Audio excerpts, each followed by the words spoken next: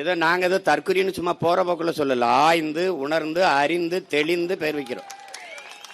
ஒரு மீன்வளத்துறை அமைச்சர் ஸ்ரீநாத் அவர்களிடத்துல தூத்துக்குடியில துறைமுகத்து விரிவாக்கத்தை பத்தி பேசுறாங்களே, விரிவாக்கம் செய்ய போறீங்களா, உங்க கருத்து என்னன்னு. நான் திருச்செந்தூர் இருக்கேன், அந்த கேள்வியை தூத்துக்குடியில வந்து கேளுங்கிறப்பல. தூத்துக்குடியில, திருச்செந்தூரே தூத்துக்குடி மாவட்டத்தில் இருக்குது, நீ தமிழ்நாட்டுக்கே மீன்வளத்துறை அமைச்சரா இல்ல தூத்துக்குடிக்கு மட்டும் மீன்வளத்துறை அமைச்சரா? இப்படி பேசுவதாலே தான் நீங்கள் தற்குறி. புரியுதா? புரியுதா? நிதி அமைச்சர் நிதிநிலை அறிக்கை படிக்கிறாரு. 7500 7550 அது தெரியல. அது 7500 7050 சொல்ல வரல அவருக்கு. 7000 5000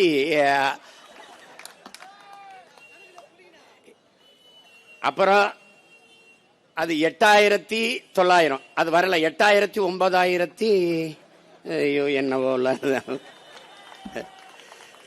ஒன்னு ரெண்டு ஒழுங்கா படிக்காதவன் எல்லாம் நிதியமைச்சரா போட்டு நாங்க என்ன நினைச்சுக்கிட்டோம், இங்க பாரு உங்க உலகத்துலடா கணித மேதை ராமானுஜம் பிறந்த நாட்டுல அவன் கூட்டத்துக்கு இல்ல ஒன்னு ரெண்டு ஒழுங்கா தெரியாதவன்லாம் நிதியமைச்சர் ஆயிட்டவன்ல. என்னன்ப என எழுத்தன்பை இவ்விரண்டும் கண்ணன்ப வாழும் உயிருக்குங்கிறான் வள்ளுவ பெருமகனார். ஏன் எழுத்து வருவதற்கு முன்னே என்னை கண்டுபிடித்தவன் என் இன மக்கள் என்பதை புரிஞ்சுக்கணும். முதல் நிலம் தாண்டி இரண்டாவது நிலத்தில் முல்லை நிலத்தில் ஆடு மாடுகளை வளர்க்க தொடங்குகிற போது அதை எண்ணுவதற்கு ஒன்று ரெண்டை கண்டுபிடித்த இனத்தின் கூட்டம் நாங்கள். அதனால அதை என்னன்பை என எழுத்தன்பை இவ்விரண்டும் பாடுறாரு. அப்படி வந்த கூட்டத்துல ஒன்னும் தெரியல. உலகம் எங்களை பாக்குது. இனிமே எந்த பெருமையும் நீ பேச முடியாது. நான் யாரு தெரியுமா? நான் சேர சோழ பாண்டியன் பரம்பரை. நான் யாரு தெரியுமா? புலித்தேவன் வாரிசு. நான் தீரன் சின்ன மேல பேரன். டே போடாங்கிட்டு போட கேவலப்படுத்திடுவான். கம்பன் இளங்கோ போப்பா அப்படின்றான். ஒரு பெருமையும் உனக்கு கிடையாது.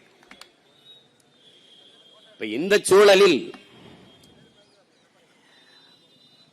இங்கே பேசியவர்களாம் குறிப்பிட்டார்கள்,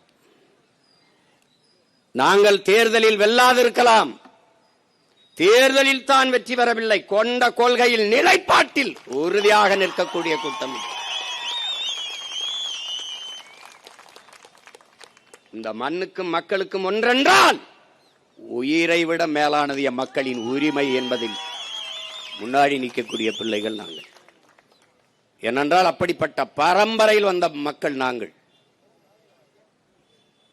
அடிமை வாழ்வினும் உரிமை சாவு மேலானது, சரணடைந்து வாழ்வதை விட சண்டையிட்டு சாவது மேலானது, மண்டியிட்டு வாழ்வதை விட மானத்தோடு மாண்டு போவது மேலானது. உயிரை இழக்கலாம், உரிமையை இழக்கலாமா? உயிர் உன்னதமானதுதான், நான் அறிவேன். ஆனால் அந்த உயிரினும் மேலானது எமது உரிமை, எமது இனத்தின் விடுதலை என்ற முழக்கத்தை முன்வைத்தவன் எங்கள் உயிர் தலைவன் மேதகுவே பிரபாகரன் அவர்கள்.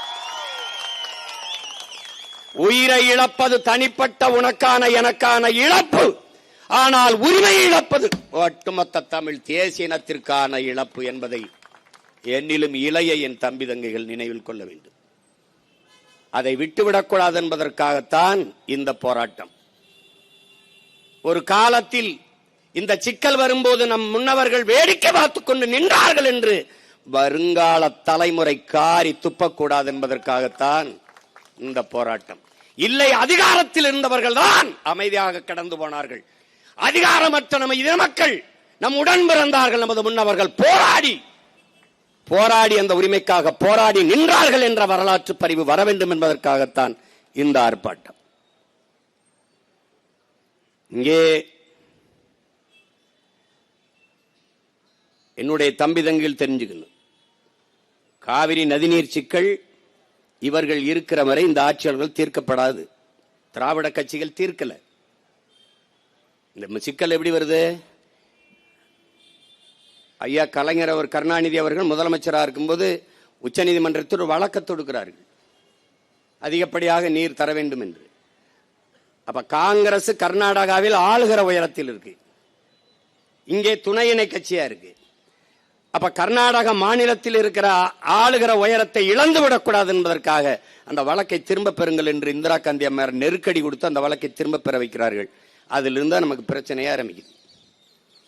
முதலாக காவிரி நதி நீரே துரோகம் செய்த கட்சி நமக்கு காங்கிரஸ். அது இன்று வரை தொடர்கிறது. ஏன் இதை உங்களுக்கு சொல்றேன்? மான தமிழச்சி மார்ல பால் குடிச்ச ஒவ்வொரு மகனுக்கும் இந்த நினைவில் இருக்கணும். இது நினைவில் இருக்கணும். இவன் எவ்வளவு தூரம் நம்ம இனத்தின் வரலாற்று பகைவன் என்பதை நீங்க கவனத்தில் வச்சுக்கணும். காவிரி நதிநீர் பறிச்சதவன், இன்று தர மறுப்பவனும் அவன்தான். இதுல பாரதிய ஜனதா காங்கிரஸ் வெவ்வேறு அல்ல. கட்சியின் பேரு வேற வேற, கொடி வேற வேற, கொள்கை ஒன்றுதான். கொள்கை ஒன்றுதான். இந்திய இறையாண்மை, தேசிய ஒருமைப்பாடு எல்லாம் பேசுவான். கர்நாடகா என்று வந்தால் பாரதிய ஜனதா கர்நாடக கட்சி, காங்கிரஸ் கர்நாடக கட்சி, இந்திய கட்சி கிடையாது.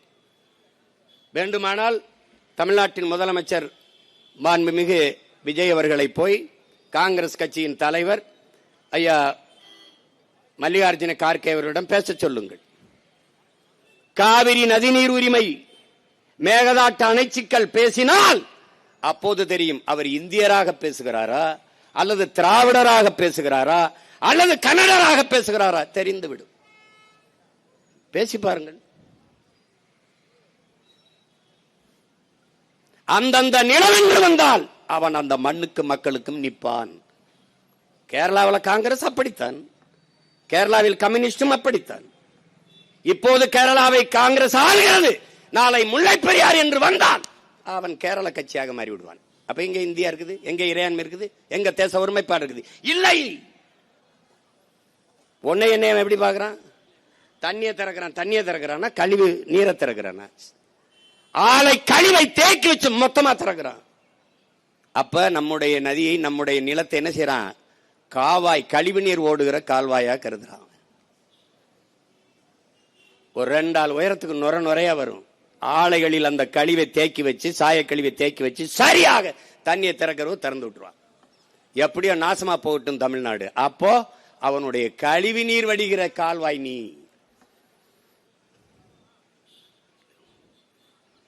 உன்னுடைய மலையை வெட்டி எடுத்துட்டு போறான். கேரளாவில் மலை இருக்கா இல்லையா? இருக்கு. பயன்பாடு யாருக்கு? கேரளாவிற்கு. அந்த மண்ணின் மக்களுக்கு சாலை போடுதல், கட்டடம் கட்டுதல், துறைமுகம் கட்டுதல், எல்லாவற்றுக்கும் பயன்பாடு அவனுக்கு. மணல் கல் யாருடையது? என்னுடையது. கன்னியாகுமரியிலிருந்து, தென்காசியிலிருந்து, திருநெல்வேலியிலிருந்து என் மலையை, என் தாயின் மாறை அறுத்து கற்களாகவும் மணலாகவும் கொண்டு போகுது கேரளா.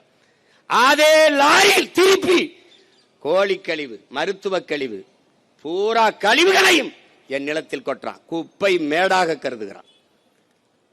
என் வளத்தை எடுத்துக்கொண்டு போய் என் நிலத்தில் குப்பை மேடாக்குறான். இவன் சாக்கடை, இவன் குப்பை மேடு.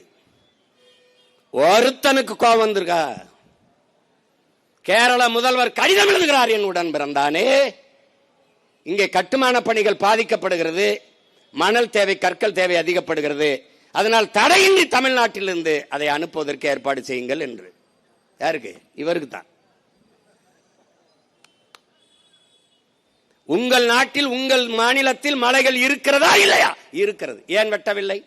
ஏன் ஏன் ஏன் வெட்டல?